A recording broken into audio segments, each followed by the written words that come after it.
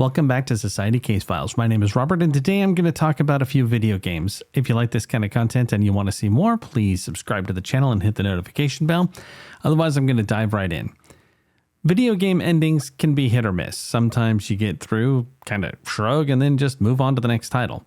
Others, they really grab you and they just won't let go. So I wanted to talk about some of those titles. The ones in particular that can be really emotional just as much as any movie or book, and sometimes even more so since we end up playing them for dozens, if not hundreds of hours. I picked 8 games that hit me hard in the feels, games that just I couldn't forget about. And as I tried to think of them, titles for this particular video, they came right back to me. They either straight floored me or they stuck with me for several hours. And I'm talking about ugly crying in some cases. Whether they just hit the right heartstrings at that particular moment or found a way to make me connect with the characters and went way above and beyond in that element. These are 8 emotional games that I've played over the years. Number 8 is a strange entry. It's Dredge by Black Salt Games. Yes, it's the Cthulhu fishing game. For a title that you're basically a boat and with very little dialogue, I'm stunned at how attached I became to this story. I mean, I was completely invested. When you start to put the pieces together and reach the end, it actually pulled off something amazing. The sense of isolation and inevitability, it really hit hard. And if they knew what they were doing, then big time kudos. And if they didn't, then they lucked into an awesome, awesome ending. I thought about Dredge for probably 2 weeks after I finished it. And I mean, I pretty much told everybody I know they needed to try it. I binged it hard. I basically put in 17 hours in 2 days, which got me through all the expansions and the main game. There's a reason that the Steam reviews are overwhelmingly positive. It's a title that I sincerely believe everyone should try.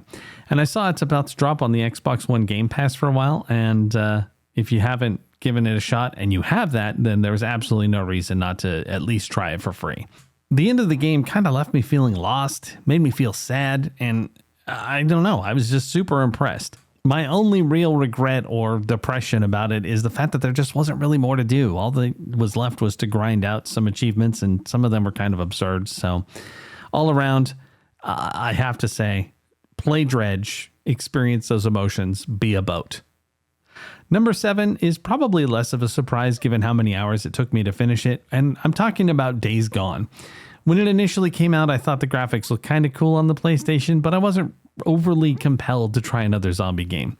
Even when it came out on the PC, I didn't jump on it for quite a while. It wasn't until it dropped into a pretty significant sale that I finally jumped in and gave it a shot. And that purchase started an insane addiction that led to 56 hours of gameplay before I finally finished it. Days Gone did something really interesting in that not only did I care about the main character, but they really got me to become invested in the people around Deacon as well. So many games have side characters that are just total trash, and you'd rather they either find a way to leave the game entirely or just kind of ignore them the best you can. But that's not the case here. I sought reasons to help these people and to see what happened next. Some of their stories were beyond brutal, and not all of them ended well. By and large, while I did have some problems with the direction of the main story and how some of the situations played out, they didn't really matter too much, especially when the credits rolled and then you got to tie up a few loose ends. You know, this list isn't just about games that brought out a few tears. It's about something that basically burned in my brain and never left me, and that's definitely Days Gone. I was sad to find out that it didn't do that great and that there may never be a sequel, but there is some hope because they did put out that remaster, so maybe it will convince someone, I don't know, to make a sequel. I'd be there to check that out day one. So it's funny because this went from a game that I was like, I don't really care about it, to something that I became obsessed with, finished it, and now I'm just hungry for more. And that says a lot about the ending. Number 6 is probably on just about everyone's list who's ever played it, and that would be the Mass Effect series. The first 3, not Andromeda. To be honest, each of these games hit me pretty hard, but the culmination after everything you've done, it would be impossible to say you could forget the ending of Mass Effect 3. Did I have problems with how the story went? Yes, big time problems. I didn't care for the way that some of the characters behaved. It seemed a little lazy, especially when they acted up solely for drama. But ultimately, they did a great job interconnecting your decisions throughout the different games. It was kind of hard to fault them too much. And when that last scene faded, I felt all kinds of things: anger, sadness, betrayal, and honestly, I was unfulfilled. But there were other things about the game that really keep it in my mind. Not just the fact that they kind of borked the ending, that they couldn't land it, but just the fact that those games had such an impact. There was just so much about them that really did make them intriguing and kept me very emotional throughout. I always knew it would be hard for them to stick the landing with Mass Effect 3, so I tried to go into it with less of an expectation. I think everybody had such a different experience in those games that there was no way that it was going to wrap up in a way that was satisfying to them all, because we played it so differently. You know, I talked to friends and they would be doing this thing and be like, wow, that's how that unfolded. This is how it went for me. And so to basically end the game in such a railroaded fashion was pretty rough, to be honest, especially because you've got the Paragon and the Renegade aspects. You could be good or bad. And regardless of what you chose, it pretty much ends the same way. And that kind of sucks. You know, with games like Fallout and others along those lines that can have 5 or 6 endings, it just feels like they could have done a better job there. And, you know, for a game where choices genuinely mattered, that you could basically lose characters if you made the wrong choice, it was very frustrating how they pulled it off. And I can't deny that I wasn't completely bound up in the story of Shepard. When I played the Legendary Edition last year, I had a great time even knowing that the ending wasn't going to be great. So I guess that on one hand, some of the stuff throughout it really did get me emotionally, made me sad, made me angry or whatever. But ultimately, I think this lives on mostly because of frustration. And that's a sad thing considering how great the rest of the series was. Hopefully this new entry coming out fixes that, but I don't have super high hopes. I just can't really see how they would proceed from here in a way that would be meaningful or fulfilling. But we'll see, I guess. Number 5 is more about story than gameplay, even though they do try to add quite a few things for you to do in it. And that would be the game Sherlock Holmes Chapter 1. You play as young Sherlock Holmes in sort of an alternate universe that expresses his past. And the idea is you've come to this island where he grew up with his family, and you're there to investigate his mother's death. And along the way, you can get involved in all sorts of side quests and different cases. And there's even a terribly ill-advised action event where you basically get to beat dudes up and use the environment to fight them. They had to steal from the Guy Ritchie Holmes movies, I guess. The strength of this game comes from the exploration of Sherlock's past, and the kinds of things that the writers came up with are very compelling. So you kind of get to understand why he is the way he is. And it also helps to establish the next game they did, which is Sherlock Holmes The Awakened, or rather a redo of an original game they did a long time ago, but with the character the way he is in this game. I know that probably sounded a little confusing. It makes a lot more sense if you play this one all the way through. You've got a companion that wanders around with you. He's a childhood friend that you knew prior to meeting Watson, and their communal story of those two is what hits you the hardest. When you get through to the other side, it's just flat hard. The graphics are great. The voice acting is very good. The investigation gameplay I really enjoyed. The action was optional, thankfully. And to be honest, 90% of the game was really optional. There's just a few times that you have to do specific things to advance the main story. And that was fine. It kept you going. There were actually quite a few cases that were super interesting. You get to debunk a ghost, among many, many, many other things. But I became seriously obsessed with solving the main crime. And in so doing, we set up, as I said earlier, the Sherlock Holmes The Awakened game.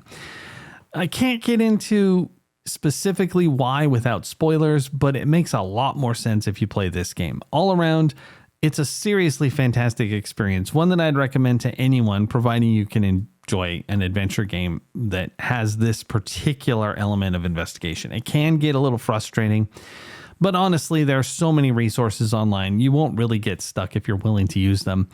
I don't know. I can just say that I really did find the ending to be long lasting. When I was thinking of this list, that game was one of the first ones to pop into my head, and it really meant a lot to me. So if you want to explore something that is just tragic and thought-provoking, then Sherlock Holmes Chapter 1 is definitely for you. Number 4 steps into a series that I've been bound up in since its inception, and that would be Assassin's Creed Revelations. It's the end of Ezio's story, and that unto itself should be enough reason to cry. I mean, let's be honest. Funny enough, I enjoyed the gameplay the most of this over the others. They refined a lot and made it super interesting. In a series that was already pretty solid when it came to the way you controlled the character, it was nice to see the developers cultivate the experience in a new way. I even really liked the mini games, though, to be fair, I kind of ignored them for the most part in favor of the main story. That's what I focused on, and it didn't disappoint. Now, in all honesty, this game wouldn't hit nearly as hard as it did without Assassin's Creed 2 and Brotherhood building up to it. By the time you get to the end, you've got a lot of time invested in Ezio. You've been with him since he was basically a late teenager, gone through his adulthood, and come out with the gray-haired version in Revelations. And when this story comes to a close, it's just tough. There's actually a short out there about the death of Ezio, and that's actually even rougher, but AC Revelations leaves you with a sense of loss. It's just a feeling that despite a lifetime of doing amazing things, at the end, Ezio has to give up a major quest, one he thought for sure he'd finish. His disappointment, resignation, and the acceptance of it, they're just amazing, and it's just heart-wrenching. Yeah, I lost my mind over it, especially considering everything you do in the game to get to that point. And as you think of all the things he's lost, especially, it just contributes to the overall venting of how I felt. It only took me 13 hours to beat that game, but they were well spent, and I won't ever forget those final few moments with one of my favorite assassins. Number 3 requires me to go way back to 1995. Back then, there was this store in my area called Software Etc. They'd actually let you return physical games that were for the PC. I just wanted to say that to paint a picture of what it was like 30 years ago. Anyway, I saw this title on the shelf, and I didn't read the fine print, and I do mean that literally. So I didn't get it right away because I had no idea that it was a sequel to one of my favorite games of all time. And so I finally managed to see the tiny thing that said a Gabriel Knight mystery on it, and voila, I had Gabriel Knight 2, The Beast Within. It's one of those movie-style FMV games that came out for a while. There were 3 of them that I personally played. I'm sure there are more, but the ones that I tried were Phantasmagoria, The Beast Within, and Phantasmagoria 2. All of them were actually pretty impressive. I got invested in all of them, even though the first Phantasmagoria was mostly frustrating. Gabriel Knight 2 managed to pull some pretty major heartstrings throughout, and it was wildly engaging, even if it was pretty rudimentary, especially nowadays. The clicking through to find things, it's pretty easy. This is one of the few adventure games that I did not need very many hints. I think I probably had to dive in maybe 2 or 3 times to find some way to get past what I was doing. I was already invested in Gabriel's story after playing The Sins of the Father. What put Gabriel Knight 2 in a difficult place was that the first game had an all-star cast. I mean, Tim Curry played Gabriel. Mark Hamill was his best friend. There were some other actors who came out to do it. And we had graphics instead of full motion video. So there was a little bit more control. The character could move around a little bit more. It wasn't so static. You weren't initiating movies that you had to watch a character do certain things. And in that way, it was kind of better. But they were trying to create a new medium here, and I do have to give them some credit because it was pretty interesting at the time. The relatively unknown actors stepped in and they owned it. I mean, they made these characters their own, enough to where after I played it, I just played it again just to experience it. Now, at this point, the game still does work. Somebody has some kind of update on Steam. It's the Gabriel Knight 2000 project, and the game ran fine. It was fairly pixelated, so if you can invest yourself in the story and you don't necessarily need the video to do it, they do have a novelization version of it, and I read it. It's a great version of it. It actually is a little bit more concise, and you don't have to, waste your time clicking through a whole lot of different things in order to progress. But if you can play it, if you can get over the pixely graphics, then I would definitely say give it a try. It's only $5.99 right now, and it's just fun. Even just making the video I did for it, it was really just ultimate nostalgia. I was just drawn right back in. I remember having played the first game and thinking there'd never be a sequel, when I got this one going, and by the way, it was on 6 discs. That was something very funny. You had to swap them out when you got to certain points. But when I first started it, just listening to the music alone just gave me chills, even back then. And there was no difference now either. I don't know. I was fully invested, especially considering the stuff the characters have to go through in this. You play as both Gabriel and his partner, Grace. She was in the first game as well. She kind of ran the bookshop. She didn't have as much to do, but in this game, she really does step up.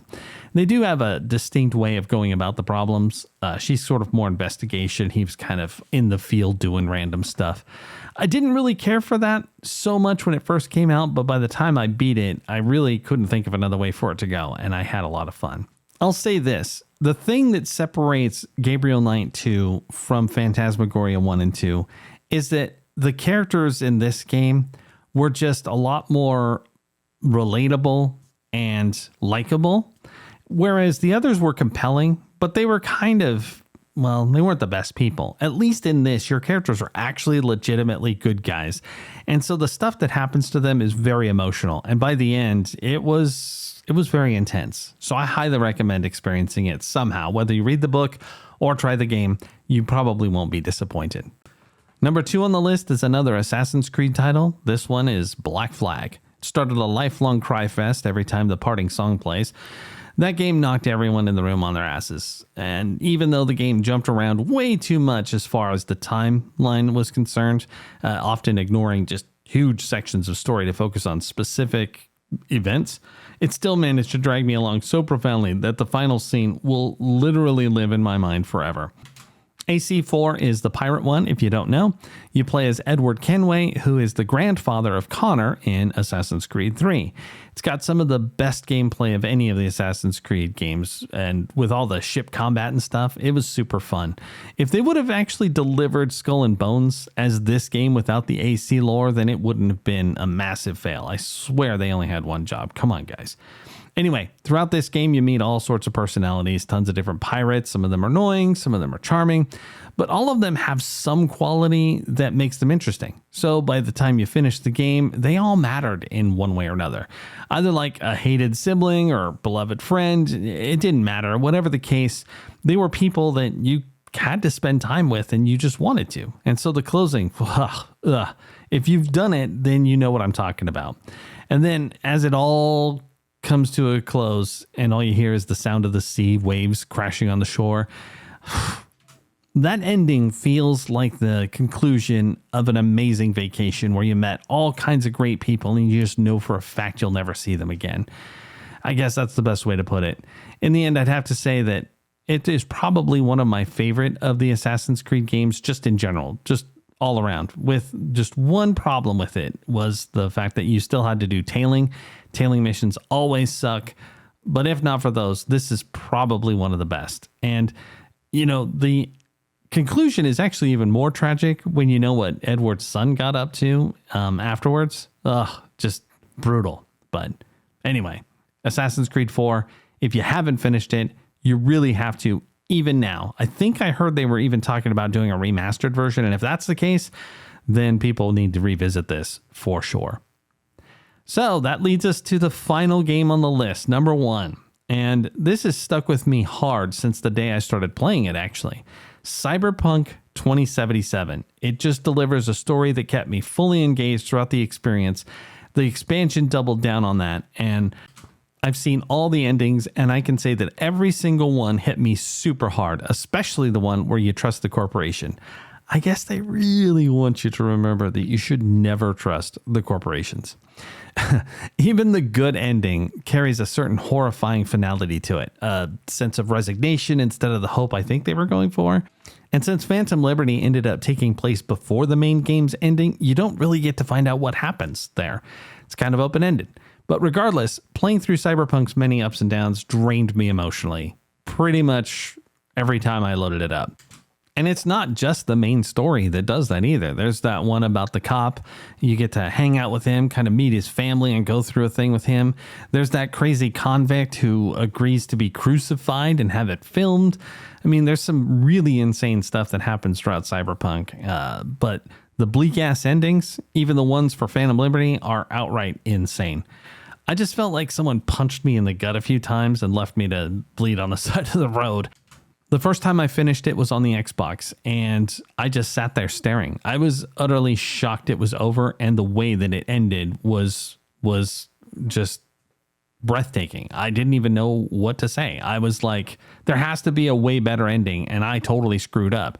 And so I continued to play. I went back and I did the other endings. But while there was kind of a better one than that first time, they were all pretty sad. Then Phantom Liberty came out. I'd been playing the game on the PC, and I decided to try it on that instead of the Xbox.